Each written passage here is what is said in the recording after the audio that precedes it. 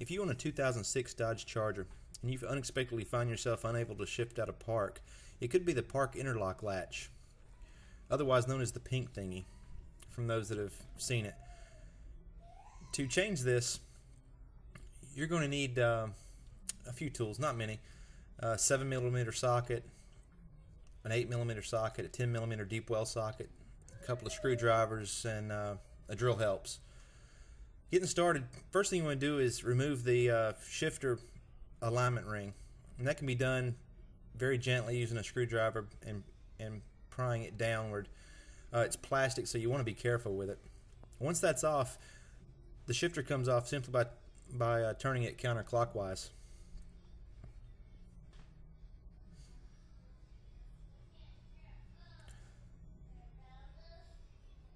Next, I'm taking off the chrome trim ring. It snaps off pretty easy.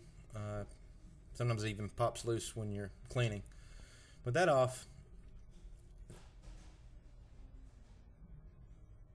I'm going to take out this little tray here, and it reveals a couple of screws.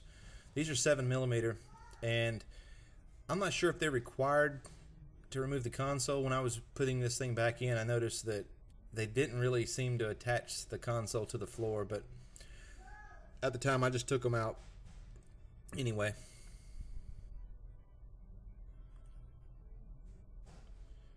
And it could be that whole silver piece pops out as well, but again, I don't like popping things loose if I don't have to. Now this is where you're removing the ashtray bezel from the dash. You notice there's a sticker on top of the thing. It actually shows October 3rd, 2005. Just another place on the car that the date is stamped. I found it pretty interesting because the sticker on the door says September. Removing that panel shows two more 7mm screws, and these do hold the console in place, so you do have to take those out. Here I'm removing the faceplate. There's two clips on the side, two on the top, and then two on the bottom, and it just pops right off, which reveals the wiring harnesses going to the controls. Those are pretty easily snapped off and unplugged. There's one up top.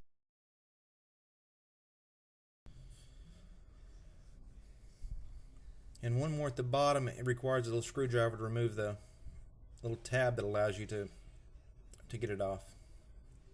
Once that's removed, you can address the 3 bolts in the console.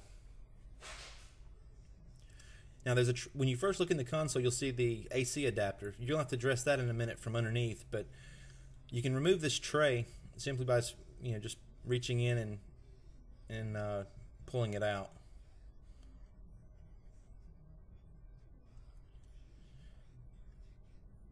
And this reveals 3 8mm screws.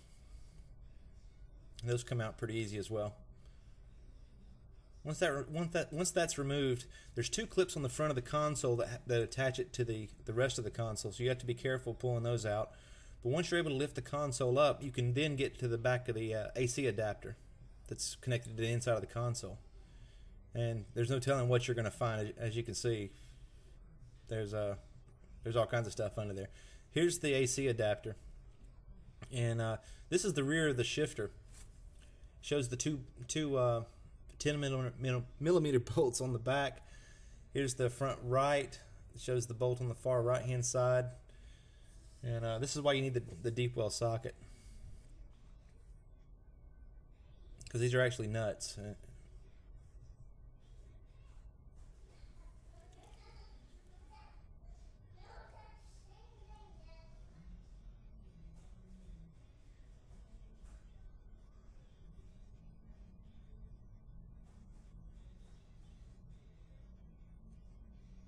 The one on the front left.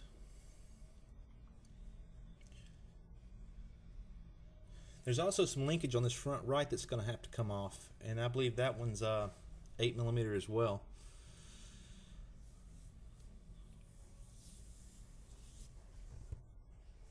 So once that's removed, you have to come back and get that side linkage off.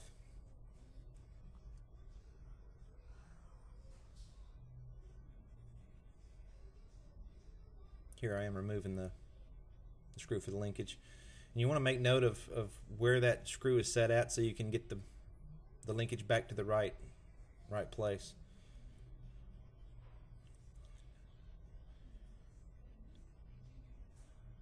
And you can see where I just snapped it off and was able to move it out of the way.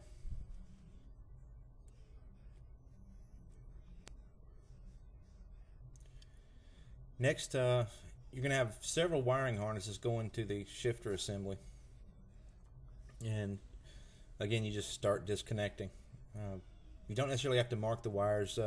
Each connector is different, and there's not really a chance of plugging them in the wrong place later.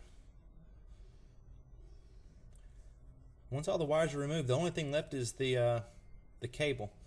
And this can be taken off simply, and this is actually attached to the park interlock latch.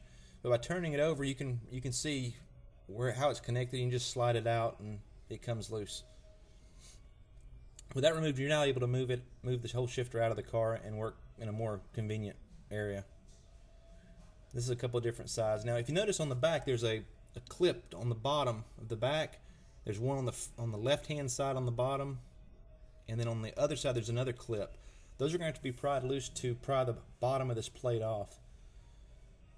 And you be very careful. This is plastic, and you probably don't want to break this.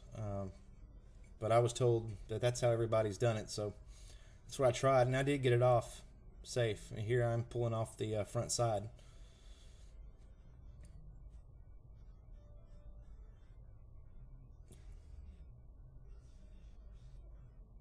And then on the other side, I'm getting the other one. Just be very gentle with it. Once those are off, the whole top half comes off pretty easy, which reveals the park interlock latch. The park interlock latch is that pink piece you see right there. And there's my replacement. It's a metal piece.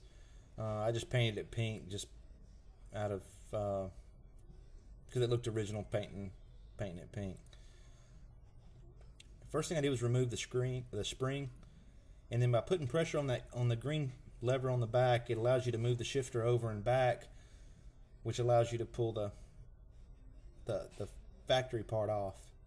Here I'm actually putting some lithium grease to make sure that the new part will continue to work smoothly and freely for hopefully a long time, that I never have to go back into this. Spreading it around with a little flathead screwdriver. Here's my new part, and it just slides on.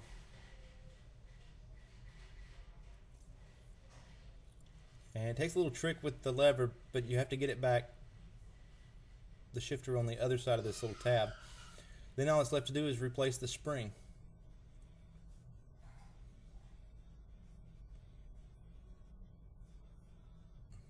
And it just hooks back on to the base, and then you stretch it and hook it onto the latch. And that's how it looks.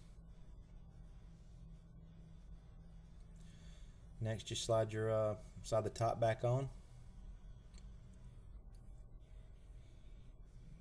Get everything lined up. With that done, you just firmly press down and it snaps back into place. And rather than carry you through the whole reassembly of the thing, just do everything backwards and you'll be fine.